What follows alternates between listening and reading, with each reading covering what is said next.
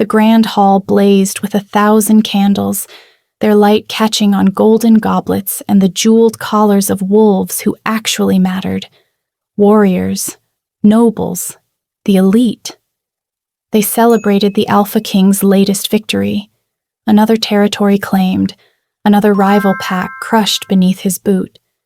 The air smelled like roasted meat and expensive wine, and my stomach twisted with a hunger so sharp it felt like claws tearing through my insides. I pressed myself against the stone wall, hidden behind a marble pillar, clutching a piece of bread I'd stolen from an abandoned plate. My fingers trembled as I brought it to my mouth. I knew I shouldn't be here. Omegas didn't belong in spaces like this. We were the forgotten ones, the weakest link, kept in the shadows where we couldn't embarrass anyone with our existence. But I was starving. I bit into the bread, hunched over like an animal, my dark hair falling around my face like a curtain. The shame burned hotter than the hunger, but I couldn't stop. Each bite was survival. Each swallow was defiance against a world that had decided I was worthless the moment I presented as Omega. That's when I saw him. The Alpha King stood at the center of the hall, commanding every eye, every breath, tall, powerful, dangerous. His presence was a living thing, pressing down on the room like a weight.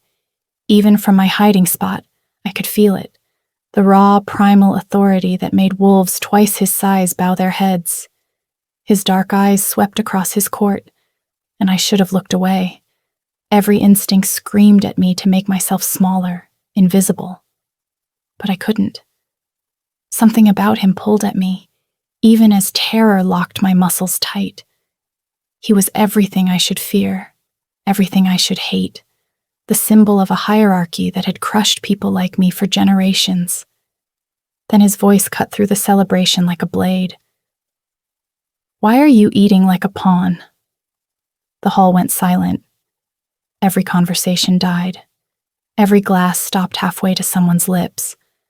My heart slammed against my ribs so hard I thought it would break through. No. He couldn't be talking to me. He couldn't have seen me. But when I lifted my eyes, his gaze was locked on mine. The bread fell from my fingers. He moved toward me, and the crowd parted like he was Moses, and they were the Red Sea. Each step he took echoed in the sudden silence. I wanted to run. Every fiber of my being screamed at me to flee, to disappear back into the shadows where I belonged. But my legs wouldn't move. My body was frozen, pinned in place by the weight of his attention.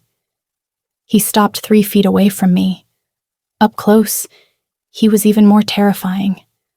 The sharp line of his jaw, the cold calculation in his dark eyes, the way power seemed to radiate from him like heat from a fire. He could kill me with a word, with a thought. And no one in this room would question it. "I asked you a question." His voice was low, dangerous. "Why are you eating like a pawn, hiding in the shadows, stealing scraps?" My throat closed. Words tangled on my tongue, caught between shame and fear. What was I supposed to say? That I was hungry? That Omegas weren't allowed at the tables where real wolves sat? That I was nothing, nobody, just another forgotten face in a pack that had already decided I didn't matter? The word came out broken. I tried again. "I'm sorry, Alpha King. I shouldn't be here. I'll leave." "That's not what I asked. Please tell me your name, the city you're watching from in the comment, and hit the subscribe button to follow along my story." His tone made it clear that disobedience wasn't an option. Around us, I could feel the court watching, their eyes crawling over my skin, judging, mocking, waiting to see how the king would punish this Omega who dared to breathe the same air as her betters. I forced myself to meet his gaze, even though it felt like staring into the sun. I was hungry. And you thought stealing from my celebration was the solution? I didn't think anyone would notice. Something flickered across his face. Not quite amusement, not quite anger. You didn't think the Alpha King would notice an Omega sneaking through his hall like a thief? My hands clenched into fists at my sides. The shame was overwhelming, but beneath it, something else stirred. Something that felt dangerously close to anger. Yes, I was Omega. Yes, I was nothing. But I was also starving and broken and tired of apologizing for existing. My father... The words escaped before I could stop them. My father fought in your wars. He died securing your borders, and I haven't eaten in 3 days. The king went very still. The shift was subtle, but I felt it. The entire energy in the room changed, like the moment before lightning strikes. His eyes narrowed, studying me with an intensity that made my skin prickle. Your father's name. It wasn't a question. It was a command. My voice shook. Rohan. His name was Rohan. For a moment, just a heartbeat, something raw and unguarded crossed the Alpha King's face. Recognition, memory, and something else I couldn't name. The silence stretched so long I thought I might break under the weight of it. When he spoke again, his voice was different, softer, but somehow more dangerous. You're Rohan's daughter. It wasn't a question, but I nodded anyway. He took a step closer, then another, until he was so close I could smell the cedar and smoke that clung to him, could feel the heat of his body cutting through the cold terror that had settled in my bones. How long have you been hiding in the shadows? He asked quietly. Since he died. The truth came out hollow, empty. 5 years. His jaw tightened. Something that might have been guilt flickered in his eyes, there and gone so fast I almost missed it. Then he turned to the guards stationed near the entrance, his voice ringing with authority. Take her. Clean her. Clothe her. Treat her wounds. My heart stopped. What? The guards moved toward me, and panic flooded my system. This had to be a trick. He was going to have me punished, beaten, thrown in the dungeons for daring to speak to him. But the king turned back to me, and his next words shattered my entire world. This celebration is no longer just a victory feast. His voice carried across the hall, reaching every corner, every ear. It is now a mating ceremony. My mating ceremony. The room erupted. Gasps. Whispers. The sound of glass shattering as someone dropped their goblet. I couldn't breathe. Couldn't think. This wasn't happening. It couldn't be happening. The king's eyes never left mine. You are mine now, by right of your father's sacrifice, by right of the debt this kingdom owes him. By my decree. No. The word escaped as a whisper. You can't. I just did. The guards reached me, their hands gentle but firm on my arms. I was being pulled away, the world spinning around me. The last thing I saw before they led me from the hall was the king's face, unreadable and absolute, and the hatred in the eyes of every noble woman watching me leave. The chambers they brought me to were larger than any space I'd ever occupied. Silk sheets, a bathroom with actual hot water. Servants appeared with clothing so fine I was afraid to touch it. They stripped away my rags, washed the grime from my skin, tended to cuts and bruises I'd stopped noticing years ago. I let them. What choice did I have? But my mind was racing, trying to make sense of what had just happened. The Alpha King, the most powerful wolf in the territory, had just claimed me. An Omega, a nobody, and he'd done it in front of his entire court. Why? The question burned through me as they dressed me in a gown of deep midnight blue, as they brushed out my tangled hair, as they painted my face with colors that made me look like someone else entirely. Someone who might actually belong here. But I knew better. I was still the same broken Omega who'd been stealing bread from the shadows. The dress couldn't change that. Neither could his decree. When they finally left me alone, I stood in front of the massive mirror and barely recognized my reflection. The girl staring back at me looked like she belonged in the king's court, but her eyes, my eyes, were full of terror. The door opened without a knock. He filled the doorway, still in his formal attire from the celebration, but something about seeing him here, in this intimate space, made him seem even more dangerous than before. More real. I took an involuntary step back. The king noticed. Of course he did. Those dark eyes missed nothing. "You're afraid of me." It wasn't a question. Shouldn't I be? He closed the door behind him, and my pulse jumped. We were alone. No guards, no witnesses. Just an Omega and the most powerful Alpha in the kingdom, separated by a few feet and a chasm of power I could never hope to cross. He moved further into the room, his steps measured and deliberate. The court is scandalized. I can imagine.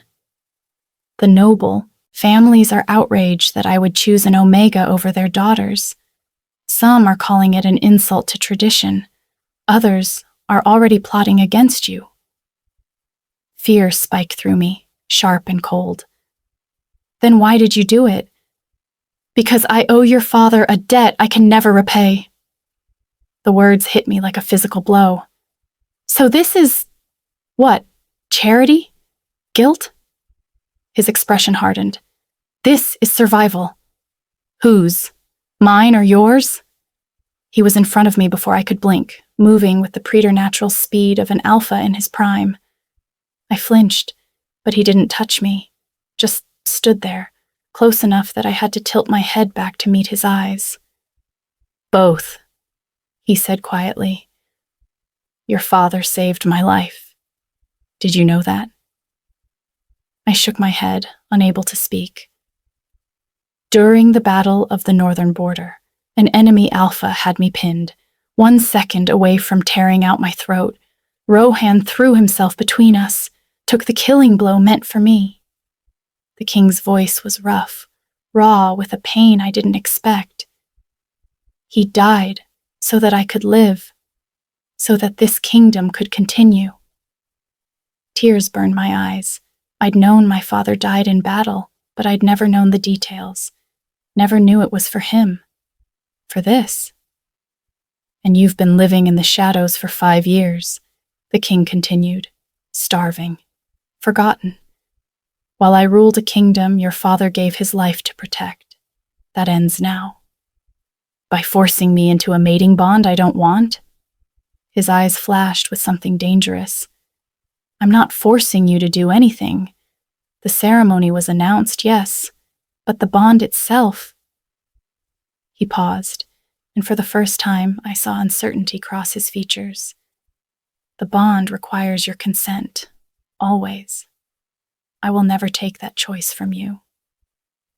I stared at him, searching for the lie, the manipulation, but all I saw was a man carrying the weight of a debt he believed he could never repay. Then why announce it at all? I asked. Why put me in this position? Because the moment I recognized you as Rohan's daughter, your life was at risk. His voice dropped lower. The noble families would have seen you as a threat, a reminder of their own failures, a living embodiment of their debt to a common soldier who proved himself more worthy than any of them. They would have had you killed within a week. The blunt honesty of it stole my breath. But as my Omega, as my mate, you're untouchable, protected by my authority. The only way to keep you safe was to bind you to me so completely that harming you would be the same as attacking me directly. I wanted to argue, to rage against the cage he'd built around me, no matter how gilded. But the cold logic of his words was undeniable. In the hierarchy of our world, an unclaimed Omega was worth nothing. Less than nothing. But the Alpha King's mate? That was power, protection, safety. Even if it came at a price I wasn't sure I could pay. "What do you want from me?" I whispered. His hand lifted slowly, giving me time to move away. When I didn't, his fingers brushed my cheek with a gentleness that seemed impossible from a man like him. "Right now, nothing. Tomorrow, maybe trust. Eventually?" His thumb traced along my jaw. "I don't know yet. I've never done this before." "Done what?" "Cared about someone more than I care about power." The confession hung between us, raw and vulnerable, and in that moment, I saw past the Alpha King to the man beneath, the one who'd carried the weight of my father's sacrifice for 5 years, the one who looked at me not with desire or possessiveness, but with something that looked dangerously close to hope. I should have pulled away, should have demanded he release me from this impossible situation, but instead I found myself asking, "What happens now?" A ghost of a smile touched his lips. "Now, you rest. Tomorrow, we face the court together, and every day after that we figure out what this becomes, one step at a time." He moved toward the door, giving me space, but before he left, he turned back one last time. "Your father would be proud of you. You're stronger than you know." Then he was gone, and I was alone with the echo of his words and a heart that was beating far too fast for someone who was supposed to be terrified. I moved to the massive bed and sank onto its edge, my mind spinning. Nothing made sense. The Alpha King had claimed me to protect me, not to use me. He'd given me a choice, not a command. And somehow, impossibly, I almost believed him. But trust? That was something else entirely.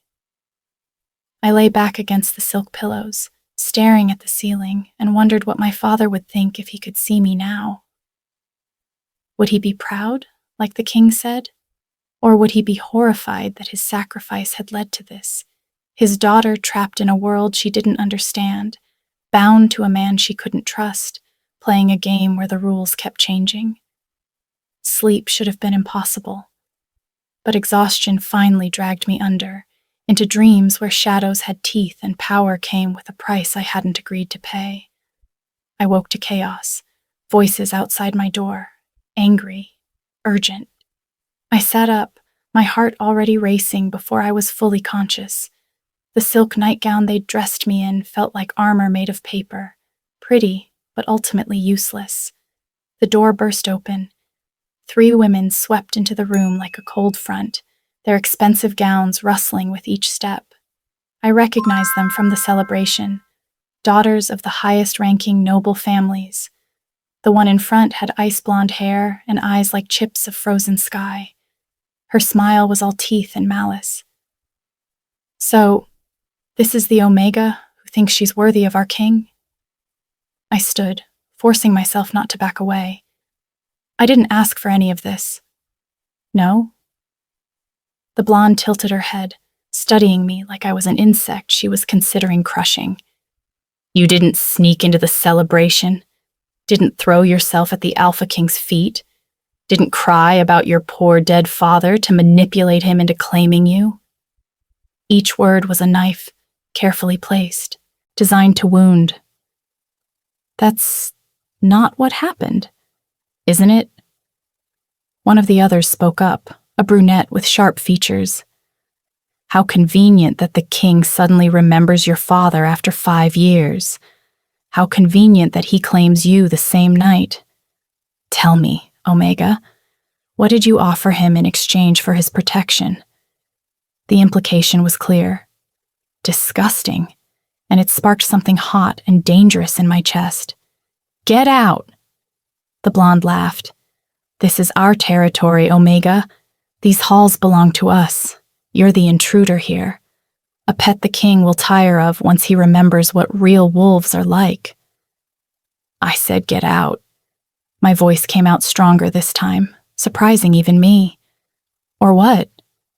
She took a step closer, and I could smell the aggression rolling off her in waves. You'll tell the king?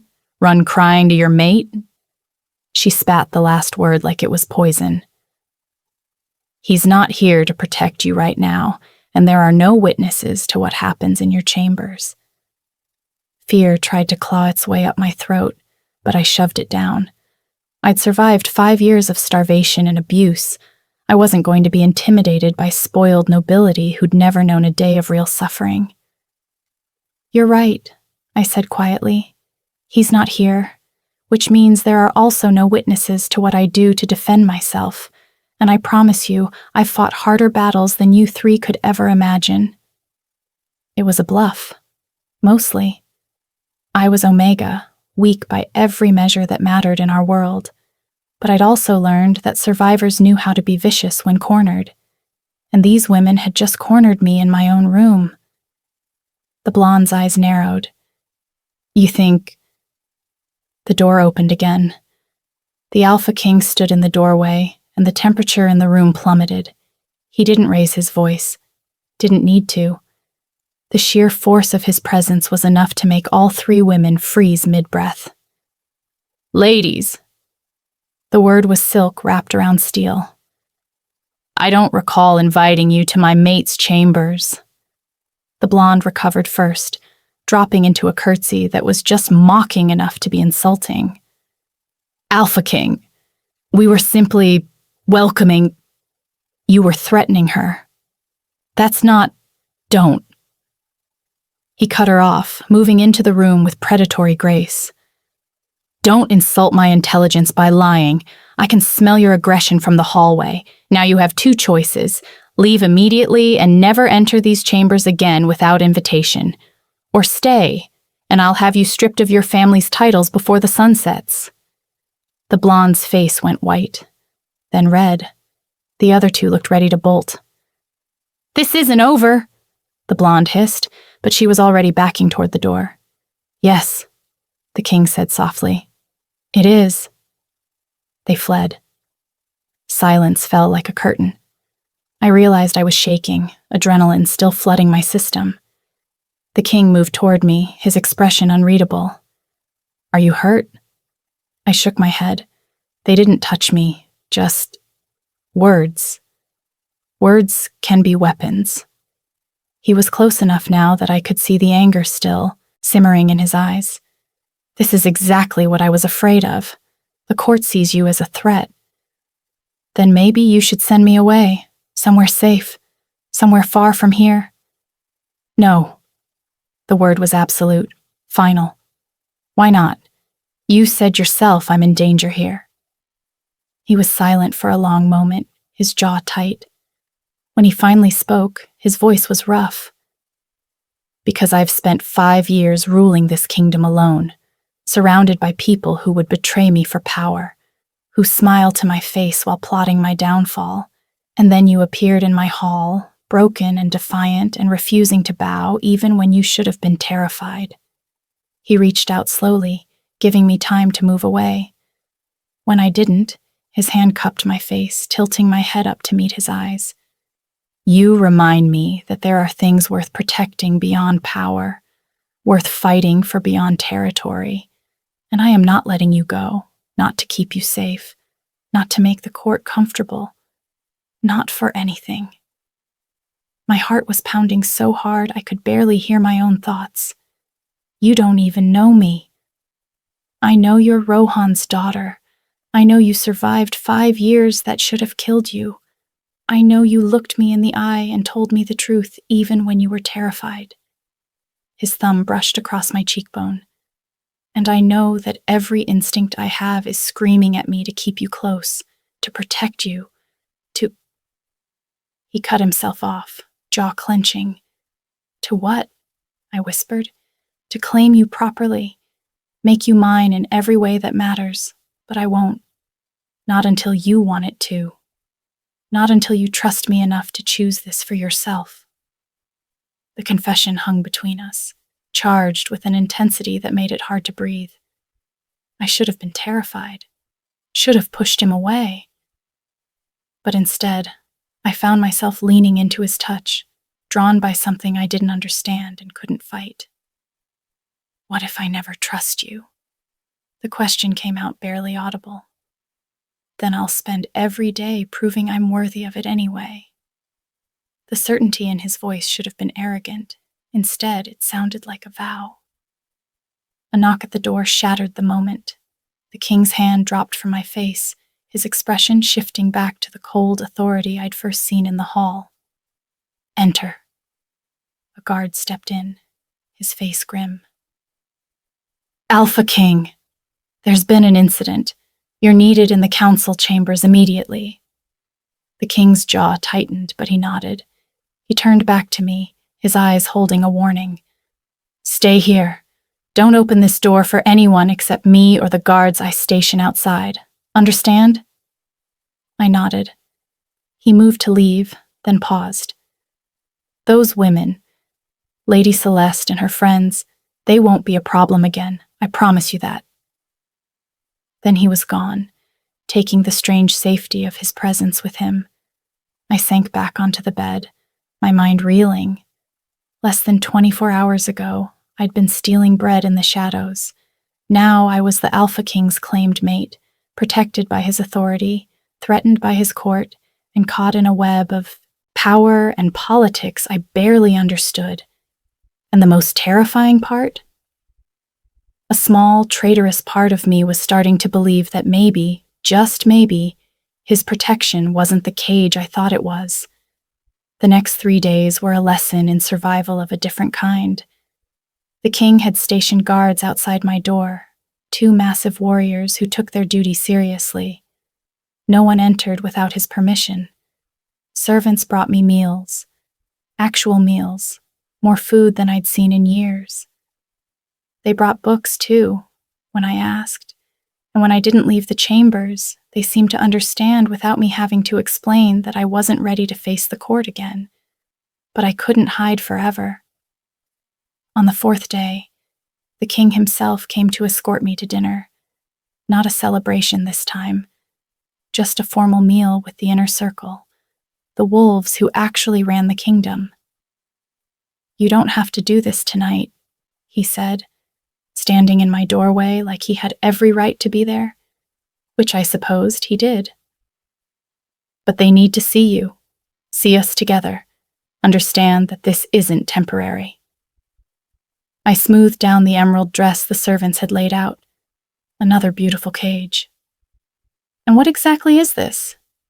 His eyes met mine, steady and unflinching. Whatever we decide it is. Cryptic, as always. But I was learning to read the spaces between his words. He was giving me control over the one thing he could, the nature of our bond. Even if everything else was dictated by politics and survival. Fine. I moved toward him, lifting my chin. Let's give them a show. Something that might have been approval flickered across his face. He offered his arm, and after a moment's hesitation, I took it. The contact was electric, sending sparks up my arm that had nothing to do with fear and everything to do with the confusing tangle of emotions he inspired. We walked through the palace corridors together, his presence a shield against the stares and whispers that followed us. The dining hall was smaller than the grand hall from the celebration, but no less intimidating. A long table dominated the space, surrounded by the most powerful wolves in the kingdom. I recognized some of them from the celebration. Others were new. All of them watched me with varying degrees of skepticism, curiosity, and thinly veiled hostility. The king led me to the seat beside his at the head of the table. As I sat, I caught the eye of a man across from me, older, with silver threading through his dark hair and a scar running down the left side of his face. His expression was unreadable, but something about the way he studied me made my skin prickle. "My lords and ladies," the king said, his voice carrying easily across the space. "I believe most of you have heard of my mate, but allow me to make formal introductions." The word mate still sent a jolt through me every time he used it. "This is the daughter of Rohan, the warrior who gave his life to protect this kingdom and its king. She is under my protection.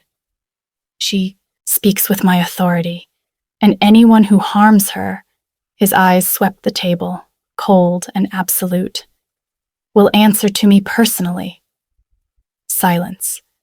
Then the scarred man spoke, his voice gravelly. "A bold claim, Alpha King, an Omega with the authority of the throne. Some might call that unconventional." "Some might call it justice," the king replied. "Her father's sacrifice earned her a place at this table. Or do you disagree, Commander Thorne?" The challenge in his tone was unmistakable. The scarred man, Commander Thorne, held the king's gaze for a long moment, then slowly nodded. "I served with Rohan. He was one of the finest warriors I've ever known. If his daughter carries even a fraction of his courage, she'll do well here." It wasn't exactly a warm welcome, but it wasn't an insult either. I'd take it. Dinner proceeded with careful conversation and political maneuvering that went mostly over my head. But I watched, listened, learned. The king had built his power on a foundation of fear and respect, but it was clear that loyalty was a more fragile thing. Every person at this table had their own agenda, their own ambitions, and I was now a piece on their game board, whether I wanted to be or not. Halfway through the meal, a woman further down the table spoke up. She was younger than most of the others, with auburn hair and sharp green eyes. "Tell me, Omega, what do you know of statecraft, of running a kingdom?" The question was designed to humiliate, to expose my ignorance. But before I could answer, the king's hand found mine under the table. A brief squeeze, a silent message. "You've got this." I met the woman's eyes directly. "Nothing. I know nothing of statecraft or running kingdoms. I know what it's like to starve, to be invisible, to survive when the world has decided you're worthless." I paused, letting the words sink in. And I know that someone who understands suffering might actually care about the people this kingdom forgets, the ones who aren't sitting at tables like this. The woman's eyes widened slightly. Around the table, I saw expressions shift, some calculating, some surprised. The king's grip on my hand tightened, approval, maybe, or warning. Commander Thorne leaned back in his chair, a hint of a smile touching his scarred face. Rohan's daughter, indeed. The rest of the dinner passed without incident, but I could feel the shift in the room. I wasn't just the king's charity case anymore. I was something else, something they'd have to account for. When the meal finally ended, the king escorted me back to my chambers. The silence between us was heavy with unspoken things. "You did well tonight," he said when we reached my door. "I told the truth, that's all." The truth is dangerous in places like this. He turned to face me fully, his expression unreadable in the dim corridor light. "You challenged them, made them see you as more than just a weak Omega. Isn't that what you wanted?" "Yes." He stepped closer, and my breath caught. "But it also makes you more of a target. They see you as a threat now, to their power, their influence. Some of them will try to eliminate that threat." Fear curled in my stomach, but I refused to show it. "Then I'll handle it, like I've handled everything else." His hand rose to cup my face, the gesture becoming familiar now, expected. "You shouldn't have to handle it alone. I've been alone for 5 years. I'm used to it." "Well, get unused to it." His voice was rough, because I meant what I said. "You're mine now, under my protection, and I don't let go of what's mine." The possessiveness in his tone should have angered me. Instead, it sent heat pooling in places I'd been trying hard to ignore. This was dangerous. He was dangerous. Not because he'd hurt me, I was starting to believe he wouldn't, but because he was making me want things I'd convinced myself I'd never have. Safety. Protection. Someone who saw me as more than just my designation. Why? The question escaped before I could stop it. Why do you care this much? It can't just be because of my father. He was quiet for a long moment, his thumb tracing circles on my cheek. When he finally spoke, his voice was barely above a whisper. Because when I look at you, I see someone who survived everything this world threw at them and still has the courage to stand in a room full of predators and tell them the truth. Because you make me remember why I'm supposed to be protecting this kingdom in the first place. He paused, his eyes searching mine. Because I've been surrounded by people who want me for my power for so long that I'd forgotten what it's like to be seen as just a person. The raw honesty in his confession made my chest tight. I don't know how to be what you need me to be. Good. A ghost of a smile touched his lips. Because I don't need you to be anything except yourself. The rest, we'll figure out together. He leaned in slowly, giving me every opportunity to pull away. When I didn't, his lips brushed my forehead, gentle, reverent, nothing like the dominant alpha king everyone else saw. Then he stepped back, his expression shifting to something more guarded. Sleep well. Tomorrow we have meetings with the Southern Territories. I'd like you there. Why? I don't know anything about... Because your perspective matters, and because I want them to get used to seeing you at my side. He left before I could argue, leaving me alone with a heart that was beating far too fast and thoughts that were growing dangerously complicated. I was starting to understand the game. Over the next week, the king included me in meetings, negotiations, decisions.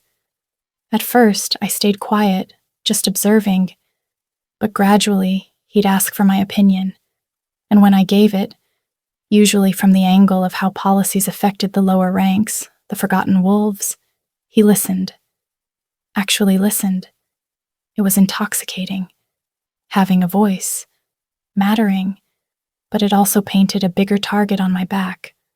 I started noticing things. Conversations that stopped when I entered a room. Servants who avoided my eyes.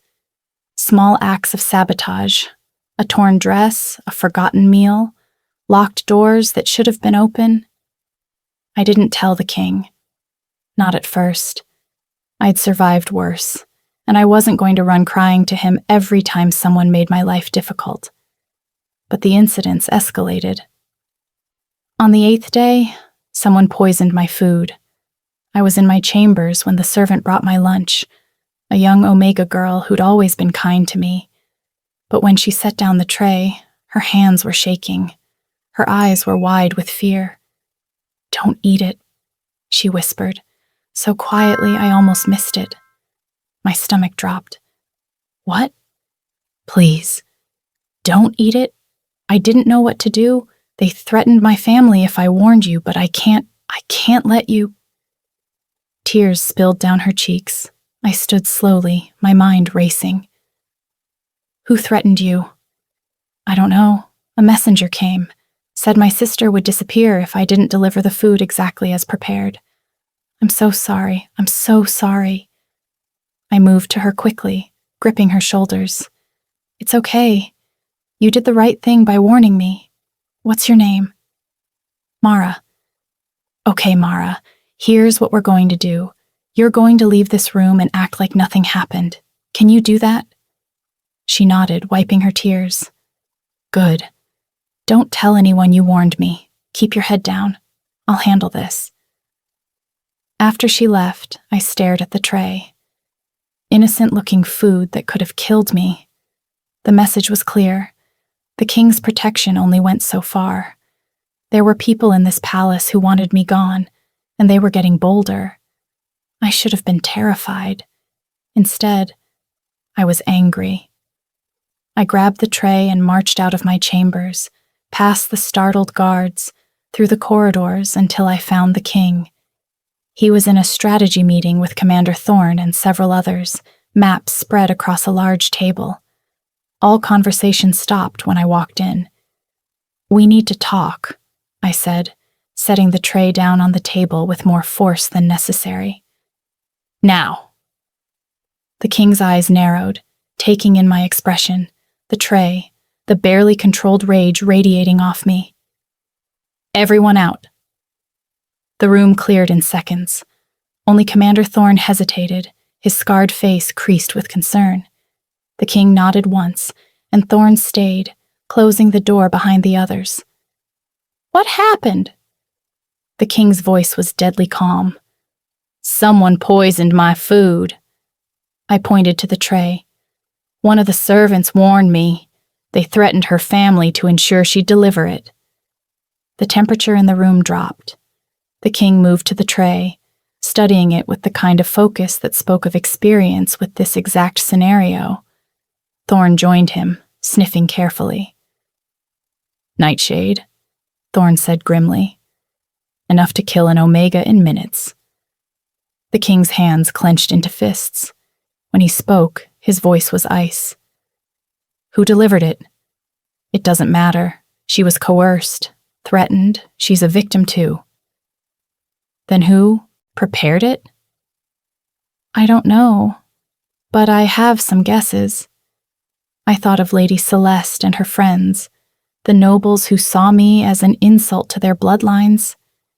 It could be any of a dozen people who want me gone. The king turned to face me fully, and I saw something dangerous burning in his eyes, something that looked like barely restrained violence. "This ends. Now. I will find who did this, and I will—" "No." The word came out sharp. "Certain." Both men stared at me. "If you retaliate publicly, it proves I'm weak, that I need you to fight my battles. It makes every enemy bolder, because they'll know exactly how to manipulate you. You think I care about politics when someone tried to kill you? I think you're smarter than that." I held his gaze, refusing to back down. "I think you know that the only way I survive here is if I prove I'm not just your pet Omega.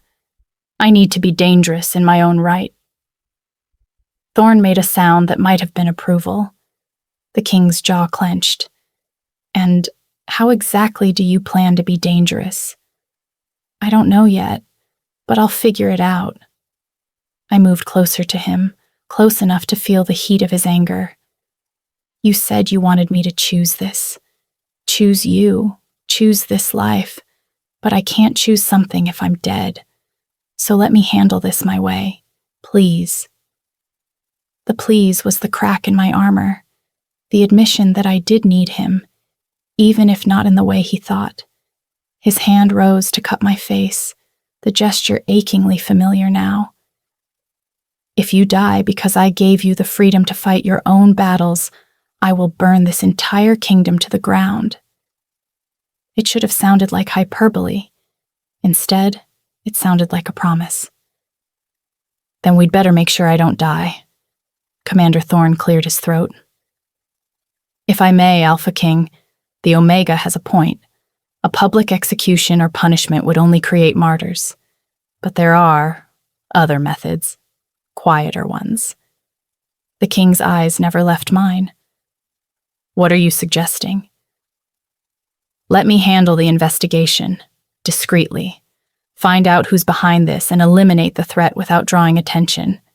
Meanwhile," he turned to me, "you should consider learning to protect yourself. I could arrange training, self-defense, weapons." My heart jumped.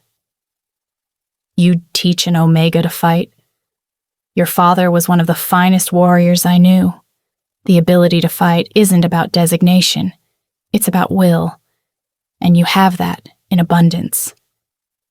The king was quiet for a long moment. Then, "Do it.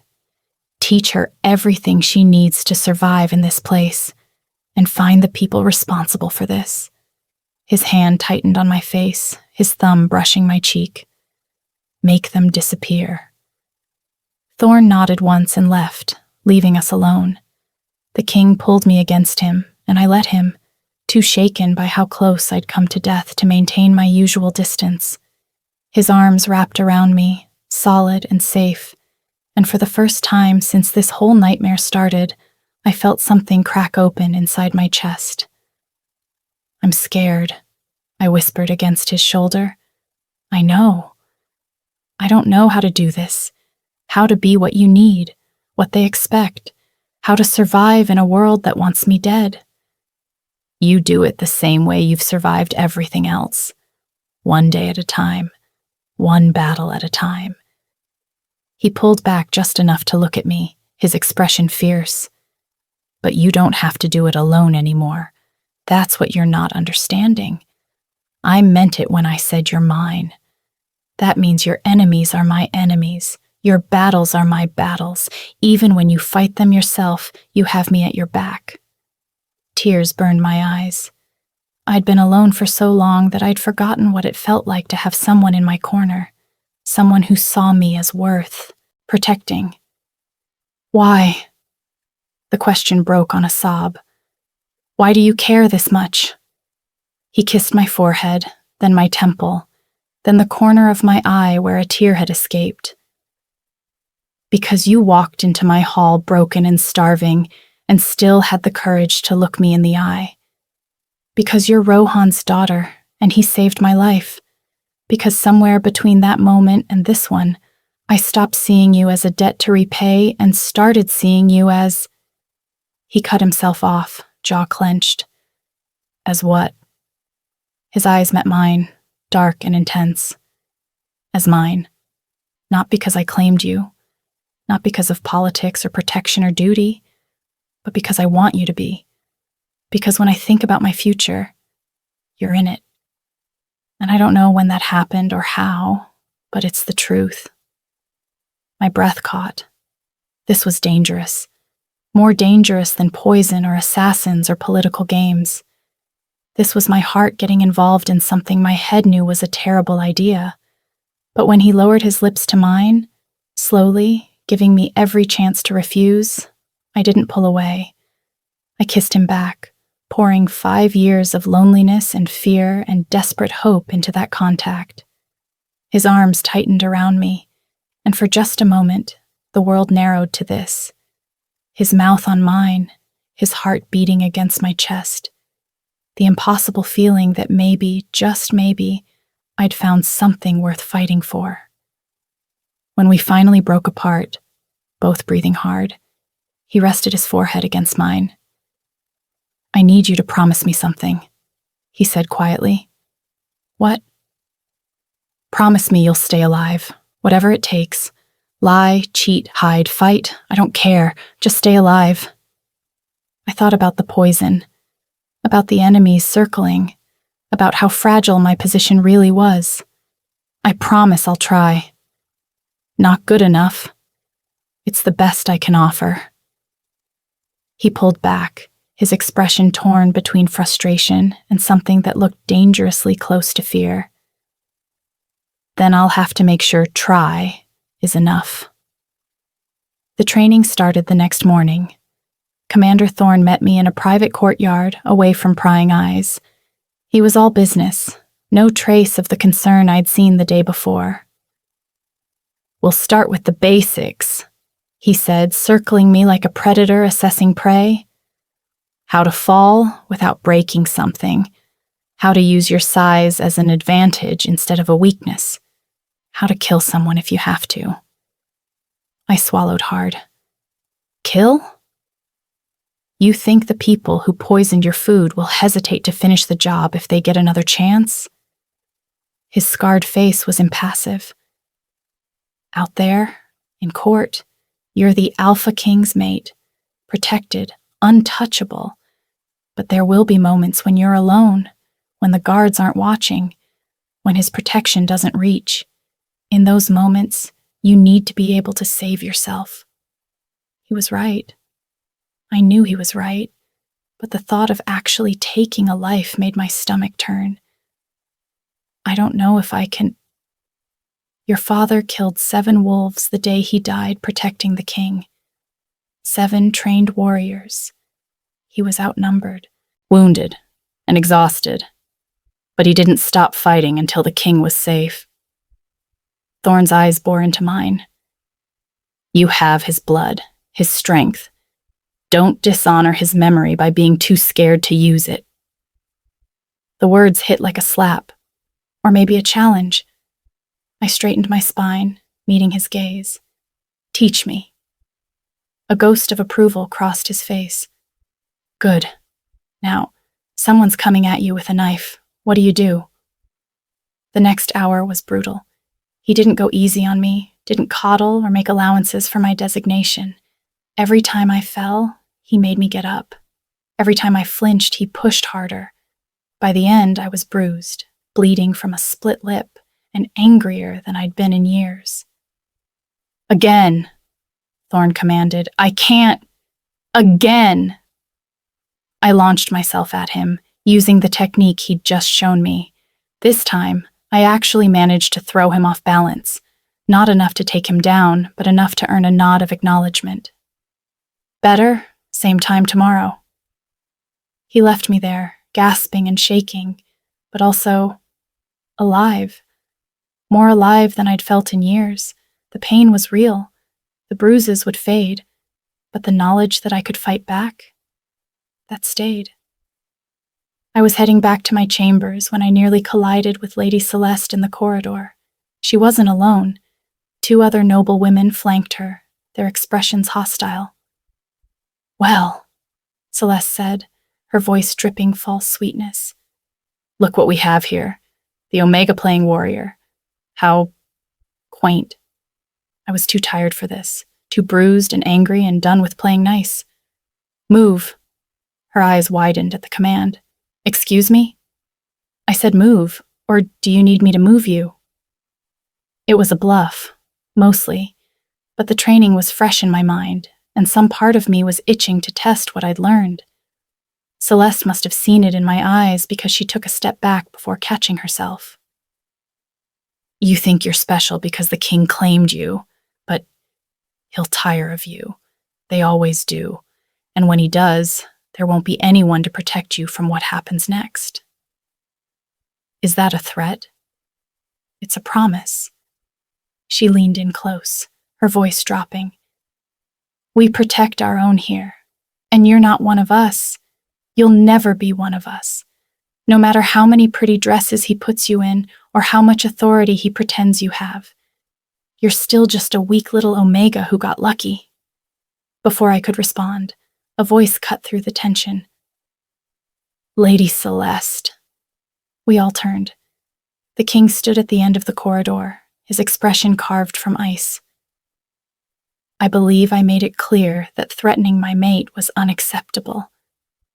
Celeste paled. Alpha King, I was merely, leave, now, before I decide your family's position in this court is no longer necessary. She fled, her friends scurrying after her. The king moved to me, his eyes scanning for injuries. Are you hurt? No, just tired. His jaw tightened as he took in my split lip, the bruises already forming. Thorn did this? I asked him to train me. This is part of it.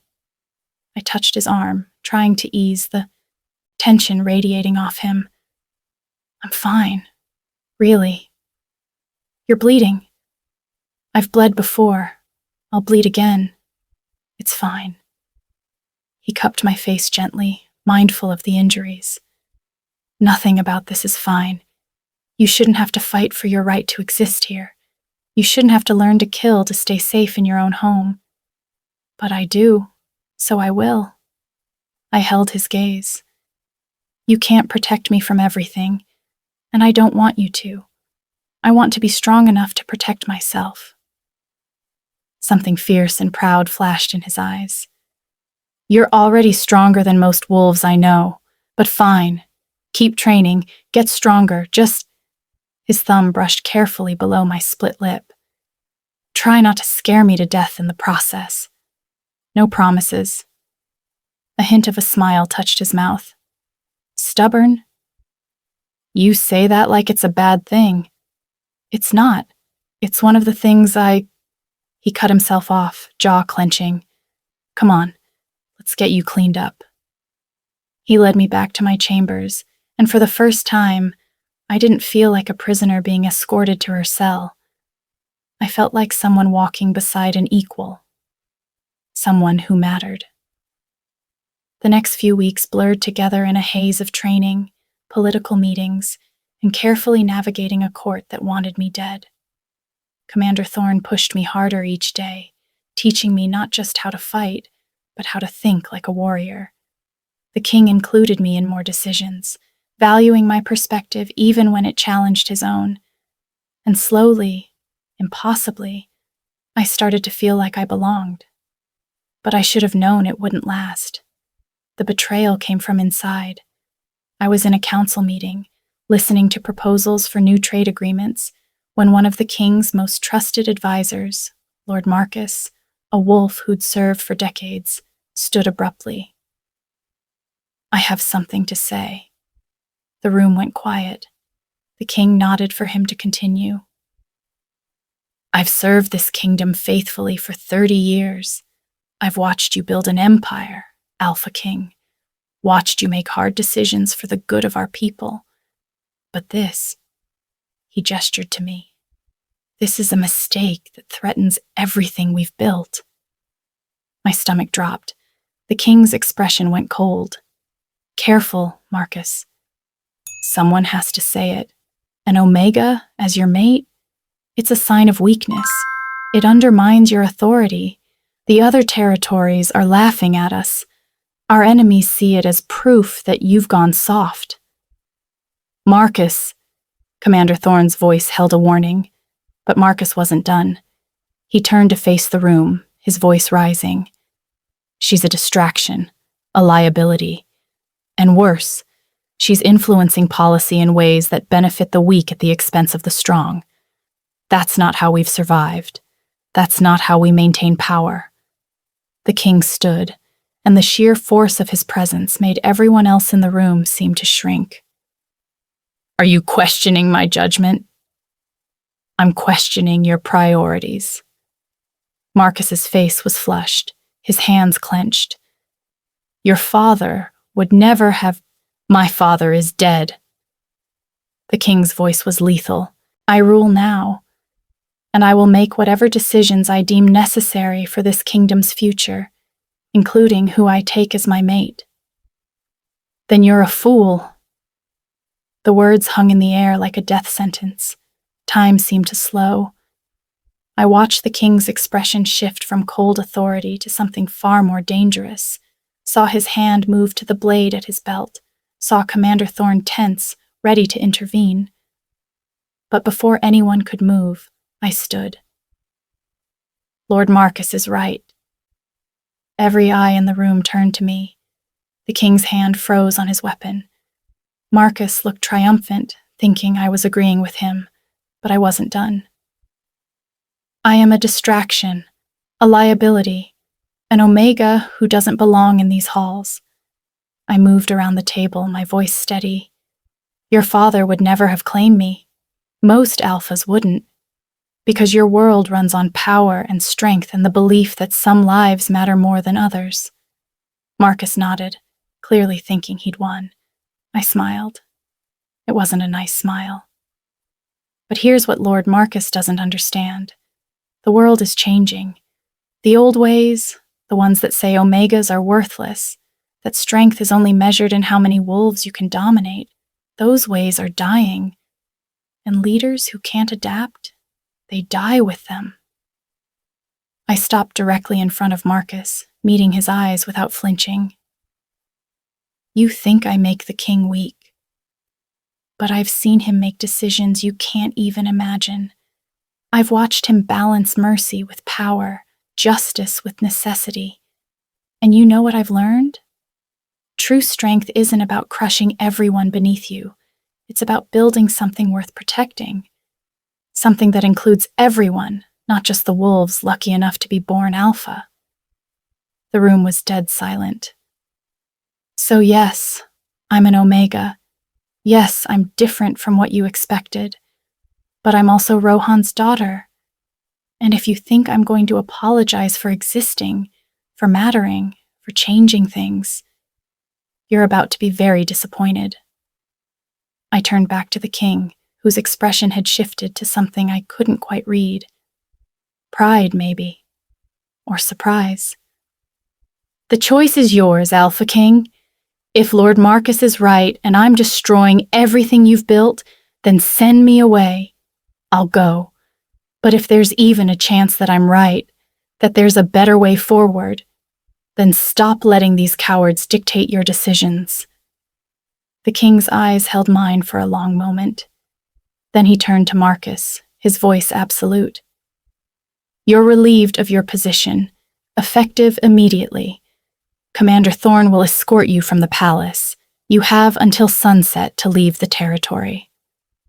Marcus's face went white. You can't. I just did. The king's hand left his blade, but the threat in his voice was unmistakable. Count yourself lucky I'm showing mercy. Anyone else who questions my mate's place at my side won't be so fortunate. Thorn moved to escort Marcus out, but not before the old wolf shot me a look of pure hatred. A promise that this wasn't over, but I'd dealt with worse. When the room cleared, leaving just me and the king, he moved to me slowly. That was either the bravest or stupidest thing I've ever seen. Probably both. You made an enemy today. A powerful one. I've had enemies since the moment you claimed me. At least now they know I'm not going to hide from them. His hand rose to cup my face, and I leaned into the touch without thinking. You're going to get yourself killed. Maybe. But I'll die standing instead of kneeling. He pulled me against him, his arms wrapping around me like a shield. I won't let that happen. You might not have a choice. Then I'll burn the world down trying. It should have sounded like an exaggeration, but the way he said it, the certainty in his voice, made it sound like an inevitability. And the terrifying part? I believed him. That night, I couldn't sleep. I kept seeing Marcus's face, the hatred in his eyes, kept hearing Celeste's promise that I'd never be one of them, kept feeling the weight of every eye in that council room, judging whether I was worthy of the position I'd been thrust into. I'd spent 5 years as nothing, invisible, forgotten.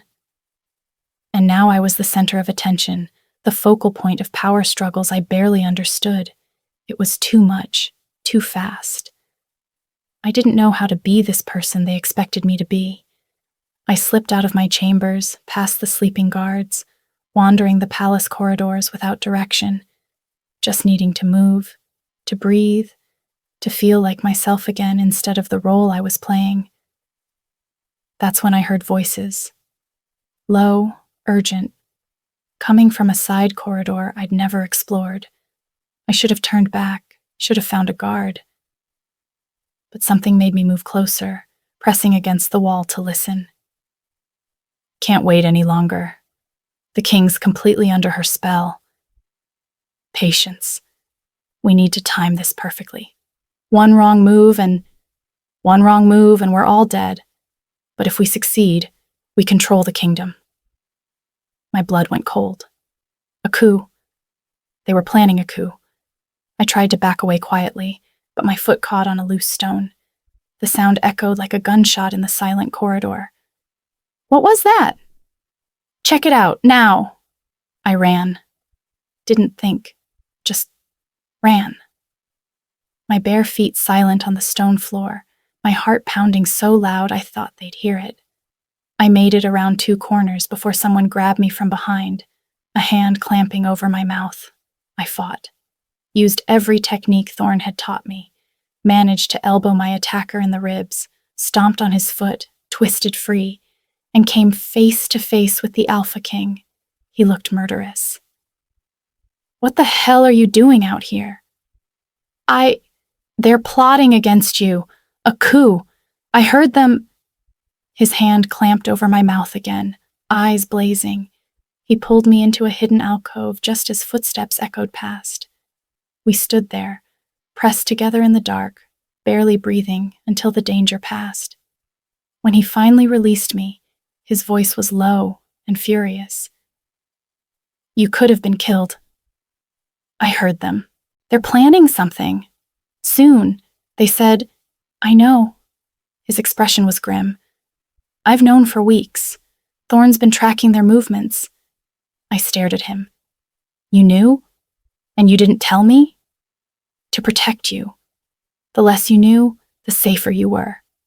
Anger flared hot in my chest. I'm not some delicate flower you need to protect from reality. I'm your mate, your equal. Or have you been lying about that? His jaw clenched. You want the truth? Fine. There's a group of nobles planning to overthrow me. They see my claiming of you as proof I'm unfit to rule. They're gathering support, building an army, waiting for the perfect moment to strike. And when they do, the first thing they'll do is kill you. Publicly, to send a message. The words hit me like physical blows. How long have you known? Since the day I claimed you. Everything clicked into place. The protection, the training, the way he'd kept me close. So that's what this was. All of it. Just keeping me alive long enough to use as bait. No. He grabbed my shoulders, forcing me to meet his eyes. No. I claimed you to protect you. I kept you close because you're Rohan's daughter, and I owe him everything. But somewhere along the way, it became about more than that. It became about what? Control? Power? Having an omega to prove you're different from your father? The hurt that flashed across his face was real, raw. About you. Just you. Not your father. Not politics. Not the coup or the court or anything else. Just the fact that when I wake up, I think about whether you're safe. When I'm in meetings, I wonder what you'd say. When I'm alone, He cut himself off, jaw working. You what? His hands tightened on my shoulders. I miss you. Even when you're right there. I miss the person you are when it's just us. The one who isn't scared or performing or trying to survive. The one who looks at me like I'm just a man instead of a king. My anger wavered. You should have told me about the coup. I know. You should have trusted me. I know. I can't do this if you keep hiding things from me, if you keep trying to protect me from the truth. He pulled me against him, his voice rough. I'm sorry. You're right. I'll tell you everything. But in return, you have to promise me something. What? Promise me that when they make their move, and they will, soon, you'll let me keep you safe.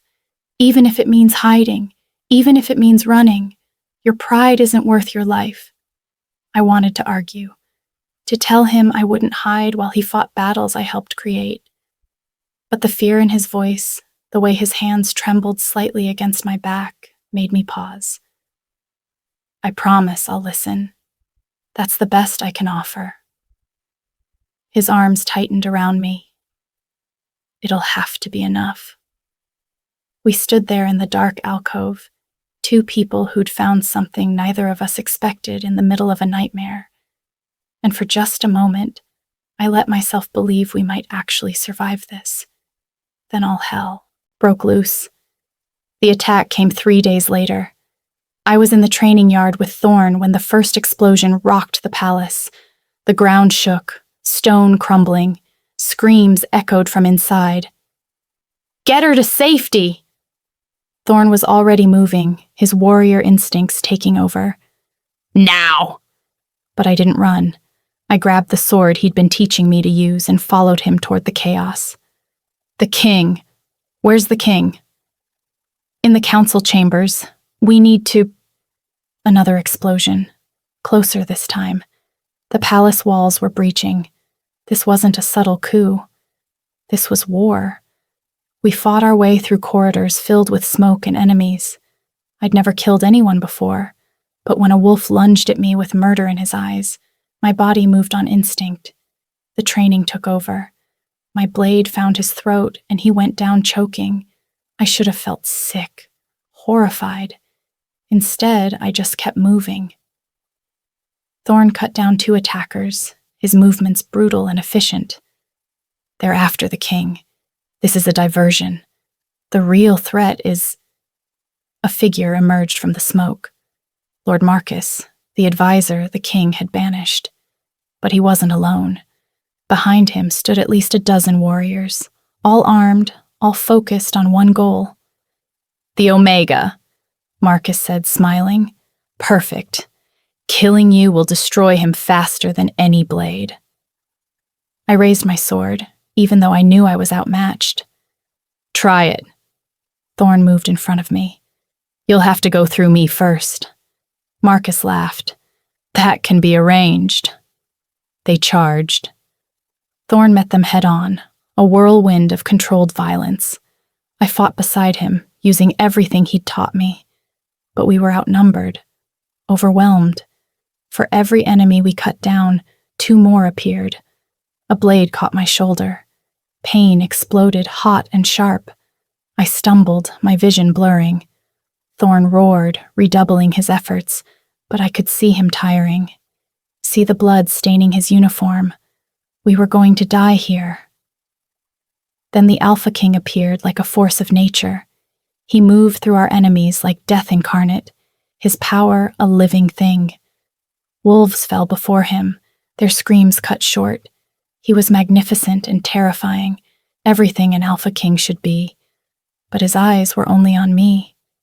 He reached me in seconds, his hands gentle despite the violence surrounding us. "Are you hurt?"